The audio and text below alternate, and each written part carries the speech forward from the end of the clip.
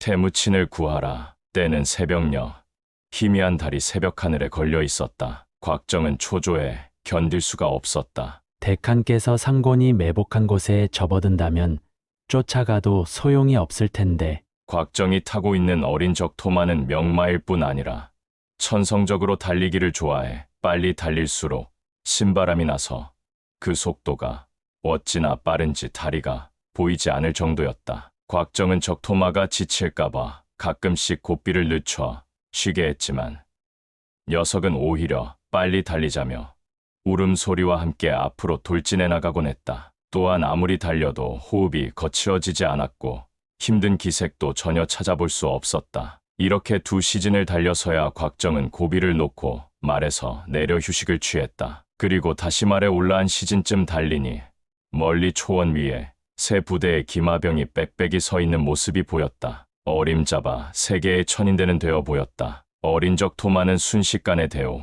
근처로 다가갔다. 곽정이 깃발을 보니 그들은 왕안의 부하였는데 저마다 활과 칼을 뽑아 들었고 경비 또한 삼엄했다. 퇴로가 차단된 걸 보니 대칸께서 이미 지나가신 모양이다. 곽정은 더욱 애간장을 태우며 적토마에 박차를 가했다. 어린 적토마는 활시위를 떠난 화살처럼 휙 하는 소리와 함께 바람을 가르며 대오의 옆을 지나갔다. 통솔하는 장군이 큰 소리로 저지했지만 말은 저만치 사라진 뒤였다. 연달아 세 무리의 복병을 지나 다시 진영 하나를 뚫고 나서야 높게 걸린 무친의 흰 깃털과 일렬로 늘어선 수백 필의 말이 북쪽을 향해 가는 모습이 보였다. 곽정은 죽을 힘을 다해 무친의 말을 따라잡으며 소리쳤다. 대칸, 돌아가십시오. 앞으로 가시면 안 됩니다. 왜 그러느냐? 놀란 무친 이 말을 세우며 묻자 곽정은 간밤에 상곤의 막사 밖에서 들은 이야기와 퇴로가 차단된 사실을 말해주었다. 태무친은 반신반의하며 곽정의 표정을 살피다 속으로 생각했다. 상곤 그놈은 늘 나를 마땅치 않게 생각했지만 왕안 의부께서는 내 힘을 필요로 하시고 찰목합 의제 또한 생사고락을 같이 하기로 결의했는데 왜 날 음해하려 할까? 정말 금국의 6째 태자가 꼬드긴 것일까? 곽정은 무친의 석연치 않은 표정을 보며 재빨리 말했다. 정 못 믿겠다면 오던 길로 사람을 보내보십시오. 태무친은 백전노장으로 어려서부터 음모와 계략에 맞서 싸워왔다. 왕안과 찰목합이 연합해 자신을 모해할 리는 없었지만 돌다리도 두드려보고 건너자는 생각에 차남 차랍태와 대장 정노원을 불렀다. 오던 길로 되돌아가 상황을 살펴봐라. 태무친의 명에 2사람은 황급히 말을 몰았다. 태무친은 사방의 지형을 살핀 후 명을 내렸다. 산 위로 올라가 경계하라. 그의 친위병은 수백 명에 불과했지만 모두 맹장이요 용사들이라 대칸이 별도의 지시를 내리기 전에 이미 산 위에 돌을 쌓고 구덩이를 파 엄폐물을 만들었다. 잠시 후 남쪽에서 흙먼지를 일으키며 수천 필의 말이 달려왔는데 상황을 살피러 간 차랍태와 정노원을 추격하고 있었다. 눈이 밝은 철별이 추격하는 적병의 깃발을 보자마자 소리쳤다. 왕안의 병사가 맞습니다. 이때 추격병은 여러 개의 백인대로 나뉘어 있었는데 사방으로 흩어지는 것이 차랍태와 정노원을 포위할 기색이었다. 2사람은 안장에 바짝 엎드려 미친 듯이 채찍을 휘둘렀다. 이때 철별이 말했다. 곽정, 우리가 도우러 가자. 철별의 말에 2사람은 산을 내려왔고 곽정의 적토마는 말 무리를 향해 질주하더니 순식간에 차랍태의 면전에 다다랐다. 곽정이 3개의 화살을 날리자 최전선에 있던 추격병 3명이 쓰러졌고 2사람과 추격병 사이를 가로막고 또 한 발의 화살을 날리니 적병 하나가 땅 위로 나뒹굴었다. 이때 철별도 당도했는데 그 역시 귀신 같은 활 솜씨로 적병을 차례차례 쓰러뜨렸다. 그러나 적병이 무서운 기세로 밀물처럼 밀려오는 통에 더 이상은 막아낼 수가 없었다. 차랍태와 정노원도 몸을 돌려 몇 발을 날리고는 철별, 곽정과 함께 산 위로 후퇴했다. 태무친과 박이출, 출적 등도 저마다 백발백중의 활 솜씨를 자랑하는지라 적병은 한동안 추격해오지 못했다. 태무친이 산 위에 서서 상황을 살피고 있는데 얼마 후 동서남북 사방에서 왕안의 기병대가 벌떼처럼 몰려왔다. 황색 깃발 아래 말에 우뚝 올라앉은 것은 바로 왕안의 아들 상곤이었다. 태무치는 포위망을 뚫기 어렵다는 것을 직감하고 시간을 벌기 위해 지연책을 썼다. 상곤, 아우. 이리 와서 얘기 좀 하세. 그러자 상곤은 친위병의 엄호를 받으며 산 밑으로 달려왔다. 화살이 날아올 것을 대비해 십수명의 군사 가철 방패를 들고 그의 주위를 에워쌌다. 상곤이 소리쳤다. 태무친, 어서 투항해라. 내가 왕안 의부에게 무슨 잘못을 저질렀다고 공격하는 것인가? 몽고인은 자손 대대로 부족을 나누어 그 일족이 가축을 공유하는데 무엇 때문에 조상의 유법함을 어기고 부족을 합치려 하느냐? 아버지는 그게 잘못된 것이라고 했다. 몽고인은 금국의 억압을 받고 있네. 금국은 우리에게 매년 수만 마리의 가축을 바치라고 하는데 왜 꼭 그래야 하나? 우린 금국의 핍박으로 굶어 죽을 지경이고 몽고인끼리 서로 싸우거나 죽이지 않는다면 금국을 두려워할 이유가 없네. 나와 왕안 의부는 화목하게 지내왔고 어떠한 원한도 없네. 다만 금국이 가운데서 이간질을 하고 있을 뿐이네. 태무친의 말에 상곤의 부하들도 내심 수긍하는 눈치였다. 태무친이 말을 이었다. 몽고인은 저마다 재능이 있고 용감한 전사들인데 왜 금국의 금은보화를 뺏기는커녕 매년 가축을 희생해 그들에게 모피를 바쳐야 하는가? 몽고인 가운데는 근면하게 가축을 기르는 자들도 있고 게으르게 밥만 축내는 자들도 있네. 그런데 어째서 근면한 사람들이 게으른 사람들 때문에 희생을 당해야 하나? 부지런한 사람들은 가축이 많아져야 하고 게으른 사람들은 굶어 죽어야 하는 것이 진리일세. 당시 몽고는 시족사회로 한 부족끼리 가축을 공유했는데 근년에는 가축과 재물이 점차 늘고 중원의 한인에게 철제 기계 사용법을 배워 다수의 유목민이 사유재산을 희망하고 있었다. 또한 병사들은 전장에서 목숨을 걸고 획득한 포로와 재물을 싸움도 안 하는 노약자와 공유하길 원치 않았다. 그래서 모든 병사는 태무친의 말에 자기도 모르게 고개를 끄덕였다. 상곤은 묻힌 이 부하들 마음에 동요를 일으키자 다급히 소리쳤다. 어서 무기를 버리고 투항해라. 그러지 않으면 내 놈의 명주를 끊어 놓을 테다.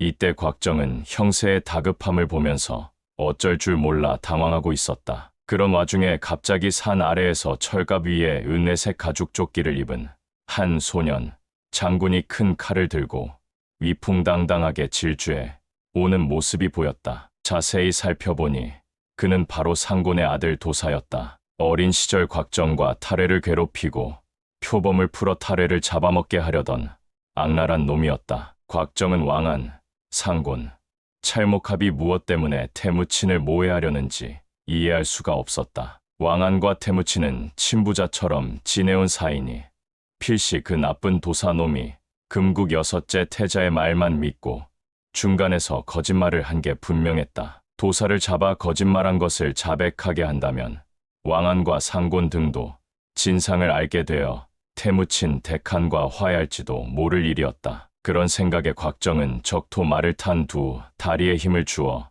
산 아래로 질주해 내려가기 시작했다. 병사들이 어리둥절해하는 사이 적토마는 쏜살같이 달려 이미 도사의 곁에 당도했다. 도사는 재빨리 큰 칼을 휘둘렀지만 곽정의 작은 몸이 말한장에 바짝 엎드린 터라 곽정의 정수리를 스쳐 지나갔고 곽정은 순간 오른손을 뻗어 도사의 왼쪽 팔목의 맹문을 잡았다. 이 공격은 주총에게 전수받은 붕근 착골수니 도사가 대항할 수 없는 것은 당연했다. 도사가 꼼짝달싹도 못하고 곽정이 낚아채는 대로 말 위에 끌려 올라가는데 갑자기 곽정의 등 뒤에서 바람 소리가 일었다. 그것은 두 자루의 긴 창이었는데 곽정이 왼손으로 내리치니 공중에서 쩍 부러지고 말았다. 곽정이 오른쪽 무릎으로 적토마의 목을 가볍게 치자 어린 말은 주인의 뜻을 알아차렸다는 듯 몸을 돌려 산 위로 달렸다. 올라갈 때의 속도 역시 산을 내려올 때의 질풍 같은 속도와 같았다. 산 아래 장수들이 일제히 소리쳤다. 활을 쏴라. 곽정은 그 소리에 아랑곳 없이 도사를 일으켜 방패막이로 삼았다. 이렇게 되자 상곤의 부하들은 더 이상 화를 쏠 수도 없었다. 산 위에 오른 곽정은 도사를 땅바닥에 내동댕이 치며 소리쳤다. 대칸, 분명 이놈이 중간에서 장난질을 친 겁니다. 어서 자백을 받아내십시오. 태무치는 크게 기뻐하며 철창 끝을 도사의 가슴에 겨눈 뒤 상곤에게 소리쳤다. 부하들을 백장 밖으로 물러나게 해라. 상곤은 눈 깜짝할 사이에 사랑하는 아들을 적군에게 빼앗기자 애가 타고 화도 났지만 태무친의 말대로 후퇴할 수밖에 없었다. 그러나 상곤은 부하들에게 명을 내려 산 및 사방을 일고여덟 겹으로 에워싸게 했다. 이렇게 하면 제 아무리 빠른 태무친이라도 포위망을 뚫을 수는 없을 것이라 생각했다. 한편 산 위의 태무친은 끊임없이 곽정을 칭찬하며 허리띠로 도사를 결박하라고 명했다. 상고는 연달아 3명의 사자를 보내 도사를 풀어주고 투항하면 목숨만은 살려주겠다고 했지만 태무치는 매번 사자의 2귀를 잘라 내려보냈다. 그렇게 한참이 지나자 서서히 해가 지기 시작했다. 태무치는 상곤이 어둠을 틈타 공격할까봐 경계를 강화하라는 명을 내렸다. 한밤중이 되자 갑자기 백의를 입은 한 사람이 산기슭으로 걸어와 소리쳤다. 나는 찰모카비오. 태무친 의형에게 드릴 말이 있어 왔소. 태무친이 직접 대답했다. 올라오게. 천천히 산 위로 오르던 찰모캅은 늠름하게 서 있는 태무친을 보자 갑자기 발걸음을 재촉해 그를 껴안으려 했다. 무친이 쉬 하는 소리와 함께 패도를 뽑으며 소리쳤다. 내가 정말 날 의형이라고 생각하느냐? 찰모캅이 한숨을 내쉬며 땅바닥에 꿇어앉았다. 의형. 의형은 이미 한 부족의 우두머리 아닙니까? 그런데 왜 모든 몽고 부족을 통일하려는 야망을 버리지 못합니까? 태무친이 물었다. 통이라는 게 왜 나쁘지? 부족 족장들이 한결같이 말하더군요. 조상 대대로 이렇게 수백 년을 살았는데 이 영은 무엇 때문에 그걸 바꾸려고 안달인지 하늘도 용서치 않을 거라고요. 우리 선조인 이라나라 부인의 이야기를 기억하나? 그의 5 아들이 하도 다투어서 어느 날 화살 하나씩을 주어 부러뜨려 보라고 했더니 아주 쉽게 부러뜨렸네. 이번엔 5개의 화살을 한꺼번에 부러뜨리라고 했더니 5명이 아무리 용을 써도 부러뜨리지 못했네. 그녀가 아들에게 무슨 교훈을 주려고 했는지 알고 있나? 한 사람 한 사람이 흩어지면 하나의 화살처럼 쉽게 꺾이지만 5명이 힘을 합치면 5개의 화살처럼 단단해져 그 누구도 부러뜨릴 수 없다는 것이죠. 찰모캅의 목소리가 작아졌다. 그래. 잘 기억하는군. 그래서 어떻게 됐지? 후에 5 아들은 섭동 단결의 기반을 다지고 몽고족의 시조가 되었죠. 그래.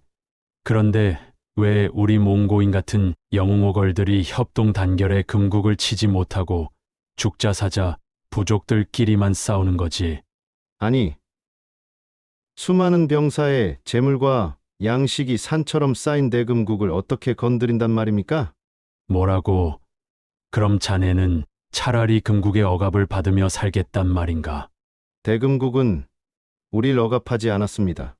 의형을 초토사에 봉하지 않았습니까? 태무치는 매우 노여운 목소리로 말했다. 나도 처음에는 호의로 받아들였지만 그들의 욕심은 끝이 없네. 모피를 내놔라, 가축을 내놔라 성화를 부리더니 이젠 자기네들 전투에까지 나서라고 하질 않나. 송나라는 우리와 멀리 있고 설사 송을 멸한다 해도 그 토지는 결국 금국의 소유가 될 거네. 한데 왜 우리 병사들이 희생되어야 하는가? 소와 양이 가까이 있는 풀을 뜯지 않고 산 넘고 물 건너의 풀을 먹는다는 게 얼마나 어리석은 일인가? 우리가 싸울 상대는 송이 아니라 바로 금국일세. 왕안과 상고는 대금국을 배반하고 싶어 하지 않습니다. 배반? 배반이라고? 그래, 자네 생각을 어떤가?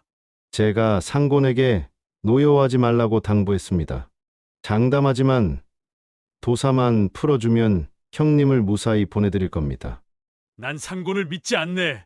자네도 마찬가지고. 아들은 다시 낳으면 그만이니 계속 고집을 부린다면 오늘 당장 형님을 죽여버릴 거라고 했습니다.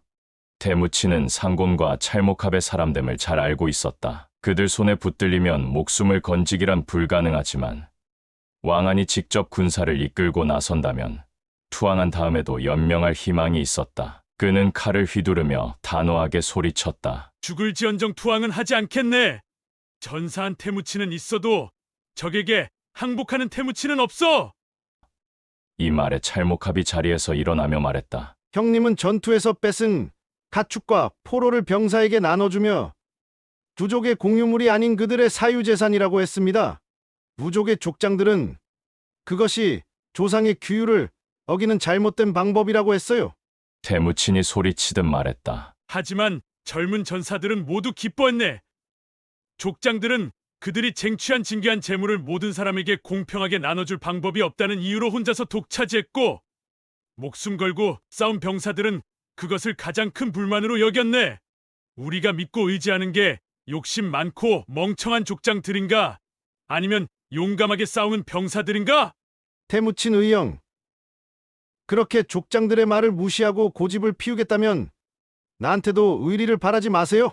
요즘 들어 의영에게 투항만 하면 전투에서 뺏은 재물들을 사유재산으로 나눠주겠다고 내 부하들을 유혹한 걸 모를 줄 압니까? 태무친은 속으로 생각했다. 그걸 알았다면 예전처럼 지낼 방법은 더더욱 없겠군. 그러더니 비장한 결심을 한 듯 품속에서 작은 꾸러미 하나를 꺼내 찰목합에게 던졌다. 이건 우리가 세 번째 결의를 맺을 때 자네가 준 선물이네. 그걸 먼저 가져간 다음 여기를 베게.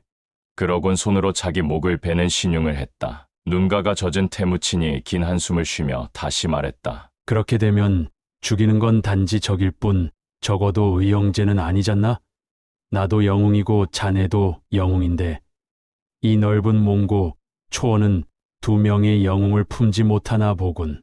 그의 말에 찰목함 역시 품고 있던 작은 가죽 주머니를 꺼내 태무친의 발밑에 내려놓은 뒤 조용히 산을 내려갔다. 한동안 묵묵히 그의 뒷모습을 바라보던 태무친이 주머니를 열어 어릴 때 갖고 놀던 차돌을 꺼내 들었다. 꽁꽁 언 알만하여 위에서 그것을 던지고 놀던 어린 시절의 추억들이 주마등처럼 뇌리를 스쳐 지나갔다. 무치는 한숨을 내쉬며 칼로 땅바닥에 구멍을 파 결의할 때 받은 선물들을 묻었다. 그 모습을 지켜보는 곽정도 마음이 무거웠다. 태무친이 땅에 묻은 건 선물이 아니라 소중히 지켜온 우정이라는 것을 알기 때문이었다. 묻힌 이 몸을 일으켜 산 아래를 바라보았다. 상곤과 찰목합의 부하들이 지핀 불이 마치 밤하늘을 뒤덮은 무수한 별처럼 드넓은 초원을 비추고 있었다. 한동안 넋을 잃고 있던 태무친이 곽정의 곁으로 다가와 물었다. 겁나느냐? 어머니를 생각하고 있었어요. 그래. 넌 용사다. 아주 훌륭한 용사야. 그는 홀월 타오르는 불길을 가리키며 말했다. 저들도 용사란다. 우리 몽고인은 모두가 훌륭한 용사인데 단결하지 못하고 매일 싸우기만 하는구나. 그리고 멀리 하늘을 올려다보았다. 우린 저 푸른 하늘이 덮고 있는 곳은 어디라도 우리 몽고인의 목장으로 만들 수 있단다. 태무친의 목소리에 힘이 실려 있었다. 곽정은 사기를 드높이고 가슴을 열어주는 태무친의 자신만만함에 새삼스레 존경심이 우러났다. 곽정이 가슴을 쫙 펴며 말했다. 데칸, 우린 이길 수 있어요. 절대로 비열한 상곤에게는 지지 않을 겁니다. 그래. 우리 오늘 밤 나는 이야기를 잊지 말자. 이번 싸움에서 살아 돌아가기만 한다면 내 너를 친아들처럼 대하리라. 태무친은 다짐하듯 말하며 곽정을 꼭 껴안았다. 그려는 사이날은 서서히 밝아왔고 상곤과 찰목합의 대오에서는 호각 소리가 울리기 시작했다. 구원병이 오지 않는구나. 아무래도 이 산 위에서 용감하게 최후를 맞이해야 할 것 같다. 그와 동시에 적진에서 병기가 부딪히며 말이 투레질하는 소리가 들려왔다. 곧 총공격을 감행할 눈치였다. 곽정이 갑자기 말했다. 데칸, 제 적 토마는 아주 빨리 달릴 수 있어요. 그걸 타고 돌아가서 병사들을 이끌고 오세요. 전 여기서 적들을 막고 있겠어요. 태무치는 미소를 짓더니 그의 머리를 쓰다듬으며 말했다. 죽음이 두려워 친구를 버리고 달아난다면 너희들의 데칸이 아니지. 그렇군요. 제 생각이 짧았어요. 이에 묻히는 세 아들과 장군들, 그리고 친위병과 함께 흙더미 뒤에 엎드려 산 위로 오르는 모든 길목을 향해 활을 겨눴다. 잠시 후 상곤의 대오에서 세 사람 이 산 밑으로 달려오는데 왼쪽은 상곤, 오른쪽은 찰목합, 그리고 가운데는 놀랍게도 금국의 여섯째 태자 완한홍열이었다. 철갑을 입고 왼손에 금 방패를 든 그가 소리쳤다. 태무친, 감히 우리 대금국을 배반하려 드느냐? 이때 무친의 장자 출적이 그를 향해 화살을 날렸으나 완한홍열 곁에서 한 사람이 달려나와 전광석과 같이 손으로 화살을 낚아챘다. 태무친을 잡아와라! 완한홍열이 명을 내리자 네 사람이 산 위로 달려 올라왔다. 곽정이 놀라 바라보니 그 네 사람은 모두 뛰어난 경공수를 지닌 고수로 보통의 병사들과는 달랐다. 그들이 산 중턱에 다다르자 철별과 박이출 등이 비 오듯 화살을 퍼부었지만 모두 털가죽 방패의 속수무책으로 막히고 말았다. 곽정은 조바심이 났다. 여기도 용감한 장수가 많지만 무림의 고수들한테 는 상대가 못 된다. 이를 어쩌면 좋지. 그중 흑이의 중년 남자가 산 위로 질주해 오자 와왈태가 칼을 들어 가로막았다. 그가 손을 휘둘러 소매 끝으로 와왈태의 목덜미를 치는 동시에 단도로 정수리를 내리찍으려는 순간이었다. 갑자기 흰 검광이 번뜩이며 검 하나가 흑이인의 팔목을 공격하는데 잔인하면서도 정확하게 이를 데 없었다. 깜짝 놀란 그가 다급히 뒤로 물러나며 살펴보니 짙은 눈썹에 눈이 큰 소년 하나가 검을 들고 와왈태의 앞을 가로막고 서 있었다. 그는 태무친의 부하 중 이토록 검술에 능한 자가 있다는 사실에 놀라는 표정이었다. 그가 소리 높여 물었다. 너는 누구냐? 이름을 대라. 그는 뜻밖에도 중원의 한어를 쓰고 있었다. 나는 곽정이요. 들어본 적이 없다. 어서 투항해라. 곽정이 그의 말에 아랑곳하지 않고 사방을 둘러보니 나머지 세 사람도 모두 산 위에 올라와 있었다. 곽정은 곧 적도온 박이울 등과 함께 악전고투를 벌였는데 흑이인의 단도는 여전히 위력이 대단했다. 상곤의 부하들도 돌격 태세를 갖추자 목화려가 갑자기 도사의 목에 칼을 대고 소리쳤다. 누구든 올라오기만 하면 단칼에 베어버리겠다. 그러자 상곤이 발을 동동 구르며 완한홍열에게 말했다. 여섯째 왕야, 내려오라고 하세요. 다른 방법을 생각해 봅시다. 저러다 우리 아들이 다치겠어요. 걱정 마시오. 아무 일 없을 거요. 완한홍열이 미소를 지으며 대답했지만 사실 그는 태무친이 도사를 죽여 두 부족의 원한이 더욱 깊어지길 바랐다. 상곤의 부하들은 감히 산 위로 올라가지 못하고 완한홍열의 수하 네 명만이 맹렬하게 싸우고 있었다. 곽정은 한소영에게 전수받은 월녀검법을 전개의 단도를 사용하는 흑이인과 교전을 벌였는데 수초 만에 열세에 몰리고 말았다. 흑이인은 내공이 뛰어날 뿐더러 초식 또한 변화무쌍했다. 복잡한 무공의 소유자인 강남육계는 견문이 넓어 무림, 강, 문파가 지닌 무공의 주요, 초식을 모두 곽정에게 일러준 바 있는데 이자의 도법은 매우 특이해서 그 어디에도 속하지 않는 듯했다. 오른쪽으로 공격하는가 싶으면 어느새 방향을 바꿔 칼날이 왼쪽에 가 있었다. 곽정이 끊임없이 뒤로 밀리며 몇 초씩을 겨우 받아내는데 불현듯 머리를 스치는 생각이 있었다. 대사부께서는 상대방을 이기려면 먼저 제압해야지 제압을 당하면 백전백패라고 말씀하셨다. 지금 난 방어만 하고 있으니 제압을 당하는 쪽 아닌가? 그는 상대방이 단도를 날리는데도 피하지 않고 오른쪽 다리를 살짝 구부려 왼손의 중지와 검지로 기를 모은 뒤 일당백의 기세로 검을 내질렀다. 흑이인은 곽정이 다급한 나머지 양구상의 검법을 시전하는 줄 알고 흠칫 놀라 단도를 걷어들였다. 그러나 선수를 빼앗아 기세가 등등해진 곽정은 공격을 늦추지 않고 검광을 번뜩여 상대의 급소를 차례차례 공격해 나갔다. 그러자 오히려 흑이인이 수세에 몰리며 어쩔 줄 몰라 당황했다. 이때 그의 동료 세 사람은 이미 태무친의 수하를 4-5명이나 제압했는데 수세에 몰린 흑이인이 고전을 면치 못하자 그중 하나가 창을 들고 달려오며 소리쳤다. 대사형, 제가 도와드릴게요. 흑이인은 악전고투 중에도 큰 소리쳤다. 필요 없다. 이 대사형의 솜씨나 구경해라. 그는 자칭 무림 고수요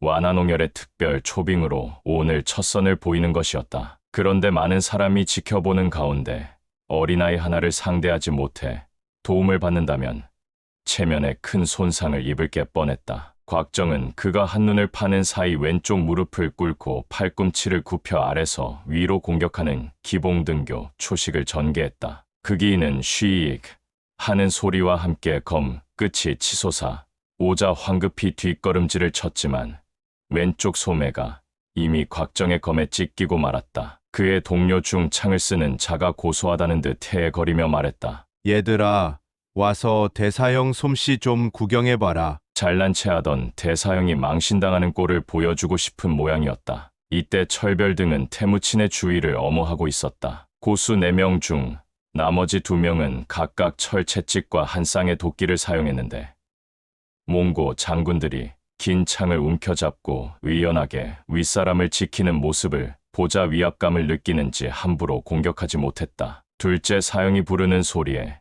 나머지 둘은 유혹을 이기지 못하고 돌아서며 생각했다. 어차피 저들도 도망은 못 갈 테니 우선 재미있는 구경이나 실컷 해볼까? 이제 3사람이 나란히 팔짱을 끼고 서서 대사형과 곽정의 싸움을 구경하기 시작했다. 단도를 쓰는 흑이인이 곽정과 대치하며 물었다. 너는 누구의 문화냐?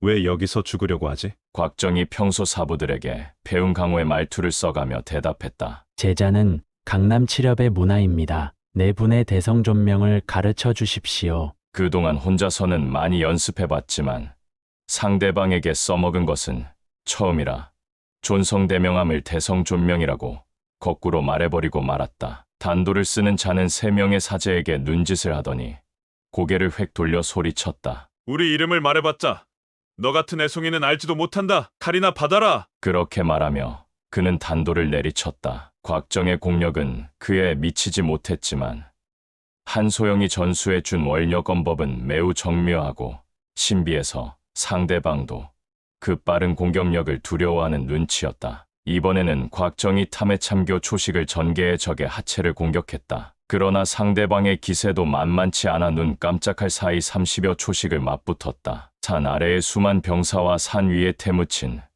또 흑이인의 3사제까지 그곳에 있는 모든 사람이 곽정과 흑이인의 싸움을 한순간도 놓치지 않고 관전했다. 흑이인은 관중에게 자신의 실력을 과시하는 한편 대금국 6째 태자에게 호감을 사기 위해 정신을 집중하고 맹공을 퍼부었다. 또 시간을 끌지 않으려는 다급한 마음의 수법은 더욱 악랄해져 칼을 수평으로 해 곽정의 허리를 찌르려고 했다. 이에 곽정이 몸을 돌려 적의 어깨를 노렸다. 흑이인은 곽정이 피하지 않고 오히려 공격해오자 내심 좋아했다. 내 검이 날 찌르기 전에 내 칼이 너의 허리를 파고들 것이다. 그는 초식의 변화 없이 그 기세로 곽정의 허리를 맹렬히 공격했다. 그러나 이미 내공의 기반을 익힌 곽정은 하체를 움직이지도 않고 상체를 피하지도 않은 채 허리를 왼쪽으로 살짝 비틀며 상대방의 가슴을 정확하게 찔렀다. 흑이인은 괴성을 지르며 칼을 버리고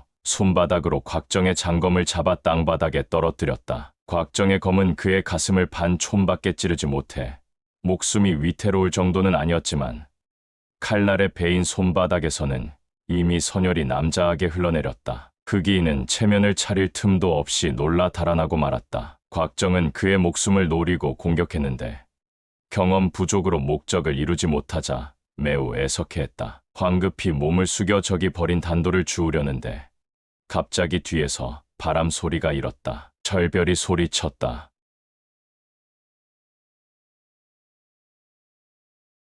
뒤를 조심해! 그러나 곽정은 뒤를 돌아보지도 않은 채 뒷발질로 날아드는 창을 차냈다. 이 초식은 남이인이 전수해준 남산도법 중 연자입소였는데 보지 않고 차는 것이라 조금만 빗나가도 적의 창이 등을 관통했을 것이다. 물론 이 초식도 곽정이 수백 번 연마해 자신감을 얻은 것이었다. 창을 쓰던 자가 일가를 날렸다.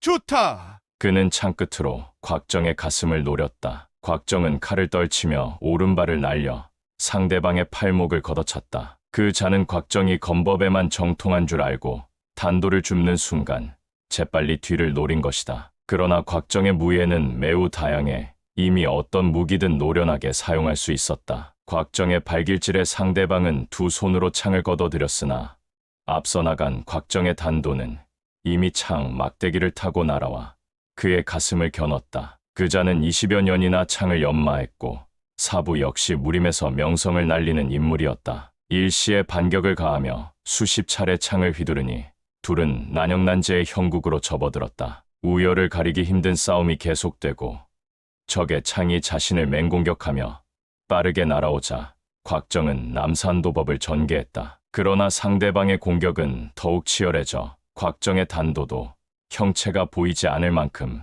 빠르게 급소를 노렸다. 본래 단도의 주인인 흑이인도 곽정의 솜씨에 혀를 내두를 지경이었다. 이윽고 그자가 곽정의 심장을 공격하자 곽정은 진보제람의 초식을 펴 왼손바닥으로 창을 밀어냈다. 원래 이 초식은 창을 밀어낸 후 한 발짝 앞에 나가 칼을 내질러야 하는 것으로 곽정은 손바닥에 창이 닿자 곧 창의 위력이 미약하다는 걸 느낄 수 있었다. 곽정은 2년 동안 연마한 내공으로 반응 속도가 매우 빨라져 어떤 때는 자신의 생각을 앞지르기도 했다. 자기도 모르게 왼손으로 붉은 착골수를 이용해 상대방의 창을 움켜잡았다. 만약 창을 내지른 자가 창을 놓지 않으면 그자의 10손가락은 그대로 분질러지고 말 것이다. 그 자는 어떻게든 창을 움직여 보려고 했지만 꼼짝도 하지 않자 지레 겁을 먹고는 창을 놓고 급히 달아나 버렸다. 승리를 거둔 곽정은 심기일전에 오른손을 힘있게 흔들고는 단도를 산 아래로 던져버리고 창을 움켜쥐었다. 이때 네 사람 중 막내가 큰 소리를 내지르며 쌍도끼를 말아 쥔 채 다가왔다. 곽정이 휘두르는 긴 창의 짧디짧은 도끼는 상대가 될 수 없었다. 무학가들도 1촌이 길면 1촌이 강하고 1분이 짧으면 1분이 위험하다고 했으며 짧은 무기를 쓰는 사람은 반드시 적 가까이에서 공격해야 하는 단점이 있다고 했다. 그러나 상대의 공력은 매우 심오해 그에게 치명상을 입히는 것은 생각보다 쉽지 않았다. 적이 나를 번쩍이는 쌍도끼를 휘두르며 호시탐탐 공격해오자 둘은 재차 수합을 겨뤘는데 곽정은 갑자기 6째 사부 전금발이 전수해준 괴상한 법문이 떠올라 허점을 보이고 말았다. 적은 천재이루의 기회를 틈타 괴성과 함께 쌍도끼를 상하로 휘두르며 덤벼들었다. 곽정이 창을 비스듬히 들어막았지만 창은 그만 뿌지지 소리를 내며 새 동강이 나고 말았다. 적이 온몸에 힘을 실어 마지막 일격을 가하려는 순간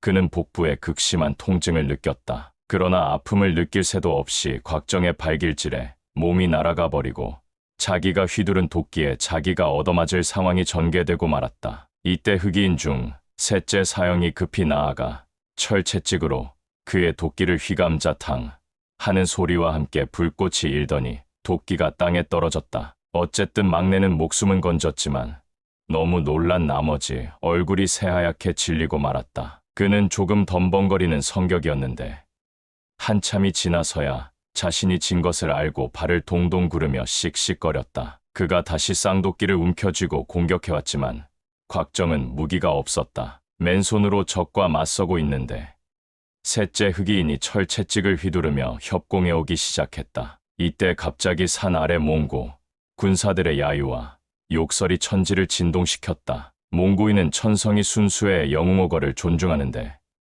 네 사람이 차륜전법 안질 써서 곽정 한 사람을 공격하는 것도 못마땅한 터에 무기도 없는 사람에게 두 사람이 달려들자 대장부의 행동이 아니라며 그 둘을 저지하기 위해 고함을 지른 것이다. 상곤의 부하들은 곽정이 비록 적이었지만 모두 그의 편을 들고 나섰다. 보다 못한 박이올과 철별 두 사람 이 긴 칼을 높이 들고 싸움에 가담하자 방관하고 있던 상대 측의 2명도 합세하기 시작했다. 두 몽고 장군은 용맹하기 이를 데 없는 전사였지만 기교를 요하는 무예에는 문외한이었다. 투지와 힘만으로 수십 초를 가까스로 버텨냈지만 결국 적에게 병기를 뺏기고 말았다. 곽정은 박이올이 위험해지자 단도를 쓰는 흑이인의 등에 장풍을 날렸다. 그는 재빨리 몸을 돌려 곽정의 손목을 공격했지만 곽정은 어깨를 움츠려 팔꿈치로 둘째 놈을 내리치고 철별까지 구해냈다. 이때 네 사람은 똑같은 생각을 했다. 우리 네 형제가 저놈 손에 당한다면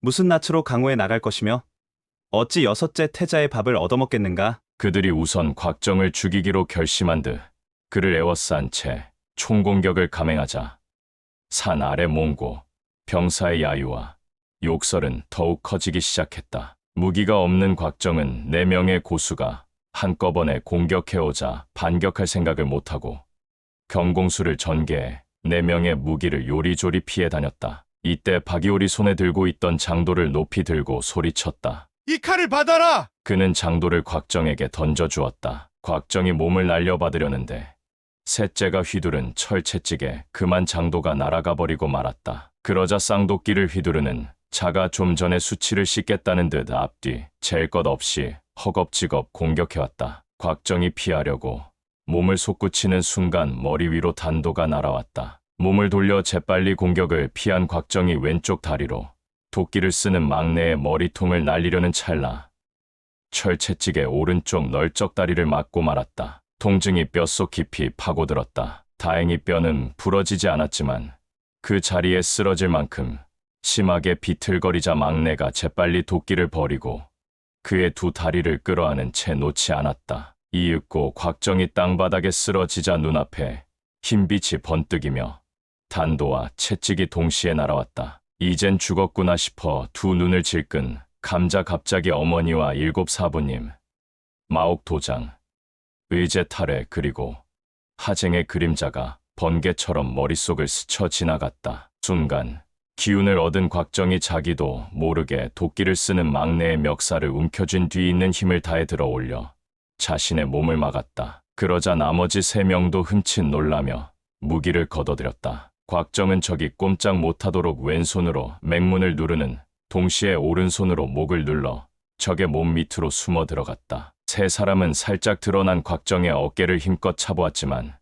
그는 꿈쩍도 하지 않았다. 내 어차피 죽을 거라면 적을 한 놈이라도 죽이고 가겠다. 곽정은 목을 누른 손가락에 더욱 힘을 주었다. 3사람은 곽정의 끈기와 용감함에 놀라 잠시 당황했다. 철별 등은 곽정이 밑에 깔린 것을 보고 구원의 손길을 보태기 위해 칼을 움켜쥐고 뛰어왔다. 그러자 단도를 쓰는 대사형이 두 사제에게 소리쳤다. 너희는 저 몽고 놈들을 막아라. 난 이 쥐새끼 같은 놈을 처치하겠다. 그러면서 단도로 곽정의 어깨를 찔렀다. 곽정은 어깨에 극심한 통증을 느끼며 허리와 다리에 힘을 주어 2장 정도를 굴러 달아났다. 그의 두 다리를 부둥켜 안고 있던 막내는 이미 숨이 막혀 쓰러진 뒤였다. 곽정이 몸을 일으키니 적이 칼을 쥔 채 다가왔다. 어떻게든 공격을 막으려는데 채찍을 맞은 오른쪽 다리가 쑤셔 또다시 쓰러지고 말았다. 적이 칼을 내리꽂으려는 순간 곽정은 갑자기 무언가가 생각난 듯 허리춤을 만졌다. 하늘을 보고 누운 상태에서 호신용 채찍을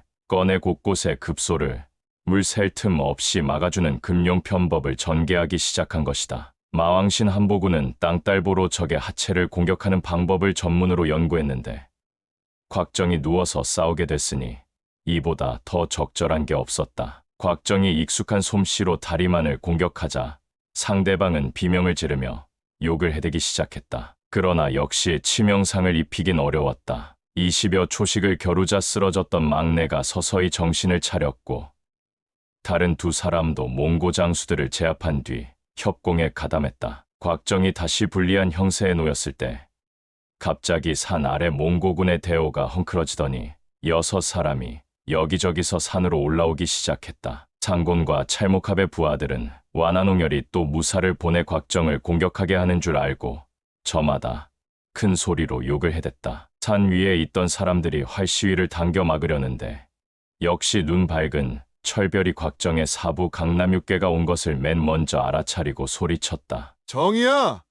사부님들이 오셨다! 곽정은 곧 쓰러질 것처럼 피곤했지만 그 소리를 듣자 갑자기 기운이 솟기 시작했다. 제일 먼저 산 위에 올라온 주총과 정금발은 곽정이 땅바닥에 누운 채로 공격을 당하며 목숨이 경각에 달린 것을 보고 다급해지지 않을 수 없었다. 이에 정금발이 몸을 날려 저울대를 휘두르며 4사람의 무기를 동시에 후려쳤다. 이 뻔뻔한 놈들! 4사람은 이자의 공력이 소년과는 비교도 안 될 만큼 강력하자 다급히 물러섰다. 주총이 곽정을 일으켜 세우고 있을 때 가지낙 등도 이미 당도했다. 전금발이 대가릴성을 날렸다. 창피한 것도 모르는 파렴치한 것들! 어서 꺼져라! 단도를 쓰는 자는 다시 공격해봤자 자신들이 열세에 몰릴 것이란 걸 알고 있었지만 산 아래로 달아났다가는 여섯째 태자의 분노한 얼굴과 마주해야 했다. 그가 태도를 바꾸며 정중하게 물었다. 여섯 분이 바로 강남 육계가 아니신지. 주총이 해벌쭉한 표정으로 물었다. 그렇소. 그대들은 누구시오? 우리는 귀문용왕 문화의 제자입니다. 가진학과 주총 등은 그들이 곽정 하나를 상대하지 못하는 것을 보고 무명소졸인 줄 알았다가 그들의 사부가 명성 높은 귀문용왕 사통천이란 말을 듣고 놀라지 않을 수 없었다. 가진학이 냉랭하게 쏘아붙였다. 함부로 사칭하지 마시오. 귀문용왕은 무림에서도 그 명성이 쟁쟁한 인물인데 그대들같이 비열한 제자를 거둘 리가 있겠소? 그러자 쌍도끼를 쓰는 자가 곽정의 손임에 당해 벌겋게 부어오름 목덜미를 만지며 소리쳤다. 사칭이라니? 그분은 대사형 단원도 심청강이고 이분은 둘째 사형 추명창 오청열이고 저분은 셋째 사형 탈백편 마청웅이고 나는 상문부 전청건이요. 들어보니 가짜 같지는 않고 그렇다면 그대들이 바로 황화사귀가 분명한데 무명소졸도 아니면서 어찌 비겁하게 넷이서 한 사람을 공격한 거요? 가진학이 묻자 오청열이 억지를 쓰기 시작했다. 넷이서 한 사람과 싸우다니요?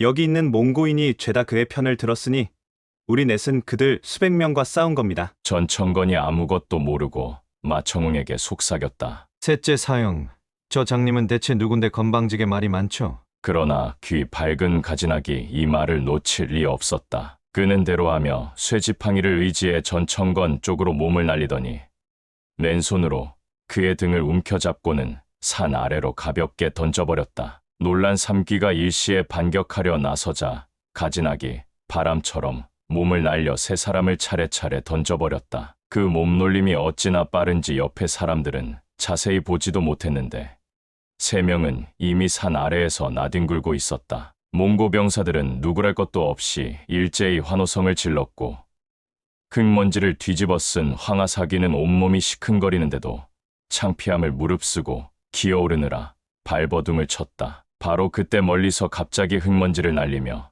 수만의 인마가 달려오자 상곤의 대오는 일시에 흐트러졌다. 태무치는 구원병이 온 것을 보고 크게 기뻐하며 용병술에 약한 상곤의 왼쪽을 가리키며 소리쳤다. 저쪽을 쳐라! 이에 철별, 박이출, 출저, 차랍태가 선봉에 나섰고 구원병들은 일제히 함성으로 응답했다. 목화려는 도사를 품에 안고 그의 목에 칼을 겨누며 소리쳤다. 길을 열어라! 어서! 상고는 삽시간에 대오가 무너지고 도사가 위협을 당하자 어쩔 줄 몰라 허둥거렸다. 한편 태무치는 눈 깜짝할 사이에 상곤의 면전까지 당도해 있었다. 철별이 상곤의 이마를 겨냥해 화살을 날리자 상곤은 황급히 왼쪽으로 피했으나 화살은 그의 오른쪽 뺨을 명중시켰다. 상곤이 낙마하자 그의 대오는 아수라장이 되고 말았다. 태무친이 앞서 달리자 수천 명이 함성을 지르며 뒤를 따랐고 철별, 박이출, 곽정 등은 연달아 화살을 날렸다. 상곤의 군대가 이리 밀리고 저리 밀리며 벼랑 끝에 몰리는데 뒤에서 갑자기 흙먼지를 일으키며 탈의 병사들까지 가세했다. 원래부터 부친을 두려워하던 왕안과 찰목합의 부하들은 수만의 구원병까지 협공하자 모두 말머리를 돌려 달아나기 바빴다. 탈에는 나이가 어릴 뿐만 아니라 태무친의 명령서도 없었기 때문에 족장들이 협조하지 않아 수천의 청년병만 이끌고 달려왔다. 그러나 그는 꾀가 많아 적의 기세가 만만치 않은 것을 보고 정면 공격을 피해 자기 편의 수를 가늠할 수 없도록 말꼬리에 나뭇가지를 매달고 먼지바람을 일으키며 연막 전술을 편 것이다. 태무치는 대오를 정비해 군영으로 돌아오다 화쟁이 이끄는 한 무리의 병사를 만났다. 화쟁은 모두 무사한 것을 보고는 크게 기뻐하며 제잘제잘 수다를 떨었다. 그날 밤 태무치는 군사들을 위해 위로연을 베풀었는데 뜻밖에도 도사를 상석에 앉혔다. 여러 사람은 모두 못마땅한 듯 불평을 했다. 그러나 태무치는 오히려 그에게 석잔의 술까지 권하며 말했다. 왕안 의부, 상곤 의영은 모두 나의 은인이다. 나는 그들에게 털끝만큼의 원한도 없으니 돌아가거든 대신 사죄를 드려다오. 곧 의부, 의영에게 귀한 선물을 보낼 테니 이번 일로 마음 상하지 마시라고 전해라. 그리고 돌아가면 우리 딸과의 혼사도 준비하거라. 두 가문과 각 부족이 충분히 먹고 즐길 만큼 성대한 잔치를 치러야지. 넌 내 사위이니 곧 내 아들이다. 이제 두 가문은 한 가족이 될 테니 앞으로는 다른 사람들의 이간질에 동요되지 말거라. 도사는 죽지 않고 살아난 것만도 다행이라 연거푸 고개를 끄덕였다. 그런데 묻히는 말을 할 때마다 가슴을 쓸어내리며 계속 기침을 해댔다. 도사는 고개를 갸우뚱했다. 혹시 태무친이 부상을 당한 건가? 태무친이 말을 이었다. 내 오늘 가슴에 화살을 맞아 3개월은 치료를 해야 나을 것 같구나. 내 직접 너를 데려다 줘야 하는데. 그렇게 말하며 가슴을 어루만지던 손을 펴는데 손바닥이 온통 피투성이었다. 그는 아랑곳하지 않고 계속 말했다. 내 상처는 상관하지 말고 어서 혼사를 서두르거라. 다 나을 때까지 기다리다 부지하 세월일 게야. 그곳에 모인 사람들은 왕안이 두려워 여전히 화쟁을 도사에게 시집 보내려는 대칸이 실망스럽기 그지없었다. 다음 날 아침 묻히는 황금과 담비 모피 양 1,000마리 준마 100피를 준비해 15명의 군사로 하여금 도사를 호송하게 하고 능력 있는 사자를 보내 왕안과 상곤에게 정중하게 사죄할 것을 명했다. 그런데 도사가 떠날 때 묻히는 말에 타지도 못하고 들것에 누워 숨을 헐떡이며 이별의 말을 전했다. 도사가 떠난 지 8일이 되자 태무치는 장수들을 소집했다. 군사를 집합시켜라. 왕안을 습격하러 갈 것이다. 태무친의 말에 장수들이 모두 어리둥절하고 있는데 그가 말을 이었다. 왕안은 병사의 수가 너무 많아 정면 대결로는 절대 이길 수 없으니 반드시 습격을 감행해야 한다. 도사를 풀어주면서 선물을 보내고 중상을 당한 것처럼 꾸민 것은 그들의 경계를 풀기 위해서였다. 그제야 장수들은 무친의 계략을 알아차리고 감탄했다. 태무친은 부대를 셋으로 나눠 산골짜기의 좁은 길로만 행군했고 유목민을 만나면 기밀 누설을 방지하기 위해 행군에 가담시켰다. 한편 왕안과 상고는 태무친이 복수를 하러 올까봐 날마다 경계를 강화했다. 그러다 귀한 선물과 함께 도사가 무사히 돌아오고 사자가 정중하게 사죄하는 것은 물론 태무친이 중상을 입은 것까지 알게 되자 마음을 놓고 완한홍열, 찰목합과 더불어 연일 잔치를 벌이기에 바빴다. 그런데 무친의 군사가 깊은 밤을 틈타 천지개벽의 형세로 습격해오니 그 수를 자랑하던 왕안과 찰목합의 연합군도 당황한 나머지 사기를 잃고 일시에 무너지고 말았다. 왕안과 상고는 서쪽으로 황급히 달아나다가 각각 내만인과 서요인에게 살해되었고 도사는 적군의 말발굽에 깔려 죽었다. 그러나 완한홍열은 황화사귀의 호위를 받아 밤새껏 달려 중도로 무사히 돌아갔다. 찰목합은 부족을 잃고 5명의 친위병과 함께 당노산 위로 달아났는데 그나마 그가 양고기를 먹고 있는 틈을 타 그 친위병들이 생포해 태무친의 막사로 데리고 갔다. 태무친은 대로하며 그들을 나무랐다. 친위병이 의리 없이 주인을 배반하고도 살기를 바랐느냐? 그는 명을 내려 찰목합의 면전에서 그들을 참수했다. 그러고는 찰목합에게 물었다. 우리 다시 친구가 될 수 있겠는가? 의용이 날 살려준다 해도 난 목숨을 부지할 면목이 없습니다. 다만 얘 영혼이 깨끗이 떠날 수 있도록 피 흘리며 죽지 않게 해주십시오.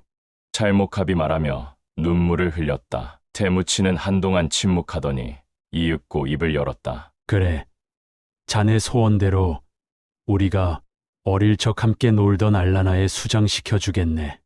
그러자 찰목합은 무릎을 꿇어 절한 뒤 조용히 막사를 떠났다. 며칠 후 태무치는 알라나의 초원에 있는 모든 부족을 집합시켰다. 이때 그의 위세는 하늘을 찌를 듯했으며 몽고의 전사들은 하나같이 그를 숭배해 왕안과 찰목합의 군사도 모두 그에게 귀순했다. 그 자리에서 모든 몽고인은 태무친을 전 몽고의 대칸인 칭기즈칸으로 추대했다. 그것은 대해처럼 넓고 강대하다는 뜻이었다. 곽정은 태무친을 구하고 황화사기와의 사투에서 극적으로 승리한다. 태무친은 도사를 이용해 왕안 찰목합의 방심을 유도하고 야습으로 대승을 거둔다. 이로써 상곤과 왕안이 전사하고 곽정과 태무치는 진정한 우정을 맺는다. 태무치는 마침내 전 몽고의 택한 칭기즈칸으로 추대된다. 무공, 책략, 의리, 권력 모두가 교차하는 이 장면은 사조 영웅전의 진정한 전환점이다.